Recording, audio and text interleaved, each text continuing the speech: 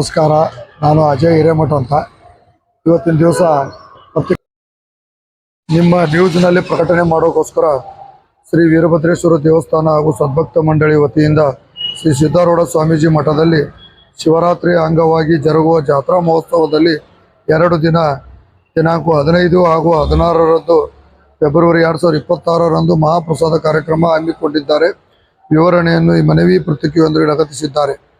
ದಯವಿಟ್ಟು ತಾವುಗಳು ತಮ್ಮ ದಿನಪತ್ರಿಕೆ ಪ್ರಕಟಿಸಬೇಕೆಂದು, ನಿಮ್ಮ MRS ನ್ಯೂಸ್ನಲ್ಲಿ ಇದನ್ನು ಪ್ರಕಟಣೆ ಹಾಕಬೇಕೆಂದು ನಮ್ಮ ಕಮಿಟಿ ವತಿಯಿಂದ ಕಳಕಳಿಯ ವಿನಂತಿ.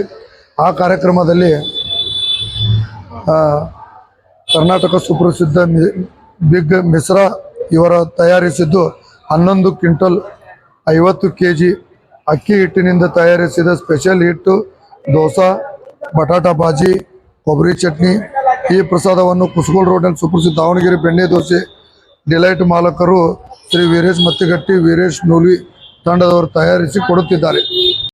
10,000 ಚಿಕ್ಕು ಹಣ್ಣು ಶ್ರೀ ಸುರೇಶ್ ಆಲೆಗುಂದಿ ಅವರಿಂದ ಸಾಕೇನು ಕಲಾದಿಗಿ ಇವರ ಸೇವೆ 16/2/2026 ಸೋಮವಾರ ರಥೋತ್ಸವ ದಿನದಂದು ಬೆಳಿಗ್ಗೆ 7 ಗಂಟೆಗೆ ಉಪ್ಪಿಟ್ಟು ಶಿರಾ ಸೇವೆ, ಬೆಳಿಗ್ಗೆ 11 ಗಂಟೆಗೆ ಮಹಾಪ್ರಸಾದ ಆರಂಭ. ಗೋಧಿ ಹುಗ್ಗಿ, ಮುಳಗಾಯಿ ಪಲ್ಯ, ಉಪ್ಪಿನಕಾಯಿ, ಅನ್ನ ಸಾರು ರಾತ್ರಿ 10 ಗಂಟೆಯವರೆಗೆ ನಿರಂತರ ಸೇವೆ ಮಾಡಲಾಗುವುದು.